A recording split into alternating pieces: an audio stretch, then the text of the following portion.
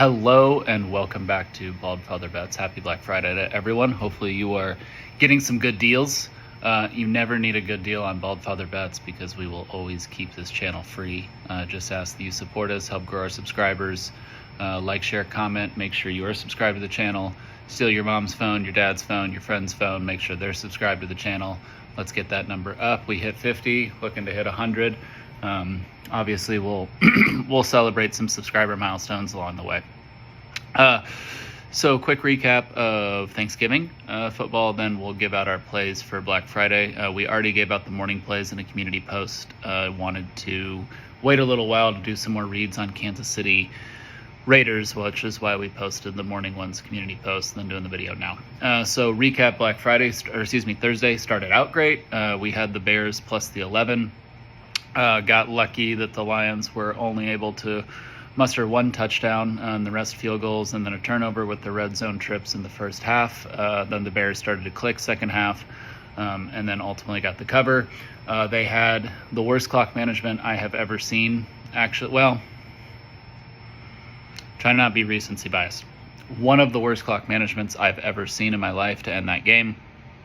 Then Matt Eberflus doubled down in the press conference after the game and said, no, we handled it correctly.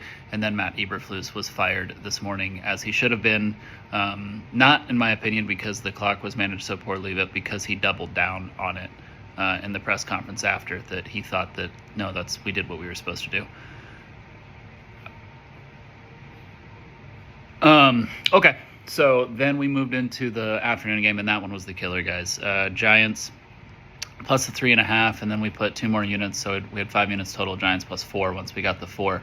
That one should have covered. Pick 6, Demarion Overshawn on a tip ball ended up being the difference there. That one really hurt. Yeah, I actually kind of liked what I saw with the Giants and Drew Lock. Losing Dexter Lawrence was a key. That was big.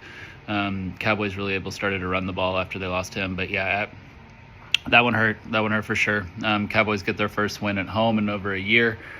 So then we moved into the nights, and Dolphins didn't have it from the start. Yeah, they mustered a little bit of a comeback there late, but they were the wrong side from the start. You could tell Tua was off. There truly does seem to be something about Tua playing in the cold.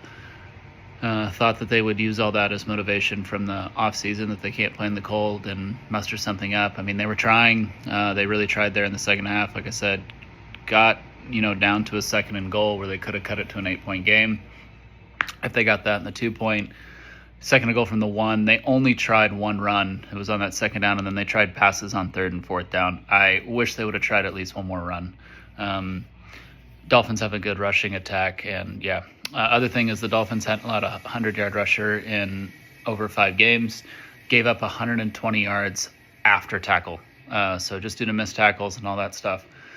Yeah, they didn't have it last night. So the other one that really could have helped us was took Tulane second half minus a 7 for 2 units. Tulane got down into goal line situations multiple times, had 2 huge plays to get them down to a goal line, fumbled on both those big plays before they got into the end zone. Memphis beat them outright. Went 5-12 on the day, and we have officially hit what I would call a bit of a losing streak, because we lost Sunday Night Football, we lost Monday Night Football, and then we lost Thanksgiving Day. So had a losing week overall, but never a real losing streak up until now. So looking to break that here on Black Friday. We got 3 plays already going. Oklahoma State plus the points, Minnesota minus the points, and Oregon State plus the points. So those are all going in the morning games. We're going to have our NFL play and then a 3-piece nugget for college on the afternoon and evening. So starting out with the NFL, we're going to lay it with the Chiefs here for 5 units. We're laying the 13 for 5 units. I think the Chiefs will be motivated for this one. A lot of comments, a lot of shit talk from a Raiders team that's pretty depleted at this point. Do think the Raiders have been playing better on offense, but that was with Minshew at quarterback. Ritter played terrible. Aiden O'Connell is back, and he will be getting the start for this game.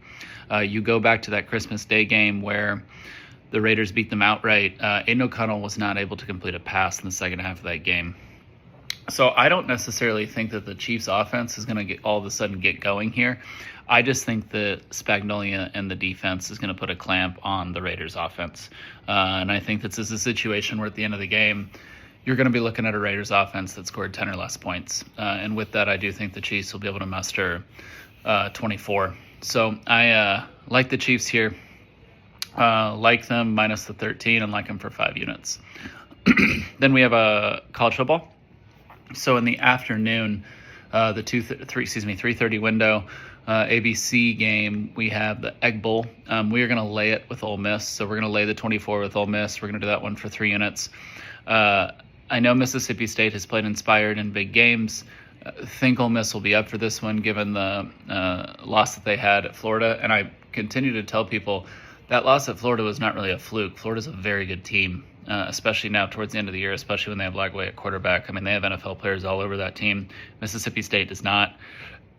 I think Ole Miss will be a bit overwhelming for them, especially at home, especially needing style points to try and get themselves into the college football playoff should one of the teams above them falter, because they're kind of in a race now of 3 lost teams with Alabama and South Carolina. And so they really need to look impressive here.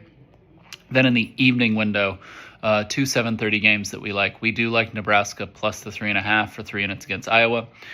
Game came down to one of the ugliest games I saw on Black Friday last year, actually. It was Iowa and Nebraska kept turning the ball over to each other midfield. I think the final score was like 13-10 or 16-13. It was awful. Expect a little bit more scoring here, just like Nebraska plus the points. Like Rule to kind of close out his first successful season there. Year 2, he kind of Rule usually goes about 6-6 in year 2. Like him to close it out with a win here. That's why we're going to take him plus the 3.5. Going to do that one for 3 units. And then we are taking Georgia Tech. We're going to take them plus the 19 against Georgia. We're also going to do that one for 3 units. With Haynes King at quarterback, Georgia Tech kind of slows the game down and plays very similar to the way Kentucky played Georgia. We were all over Georgia against Tennessee. Thought they'd have a good game. I really thought the difference between the Tennessee game for Georgia and the other games with Carson Beck was his receivers caught the 50-50 balls in that game where they hadn't been in the previous game. I didn't see anything really out of Carson Beck where I was like, oh yeah, he was terrible before, now he's good. I've always thought he's pretty good. Even with this streak he's been on, he's just been a little inaccurate. I think you're going to see the same thing against Georgia Tech. I think you're going to see Georgia win. I think you're going to see him grind out a win. But I expect it to be somewhere in that 10 to 14 point range. So we like Georgia Tech. We like them plus the 19. We're doing that one for 3 units. So again, guys, happy Black Friday. We will be back at you tomorrow morning for College Football Saturday. Take a look at the community posts. We've already made a few plays for NFL Sunday and College Football Saturday. And appreciate you guys for supporting the channel. And go Jackets.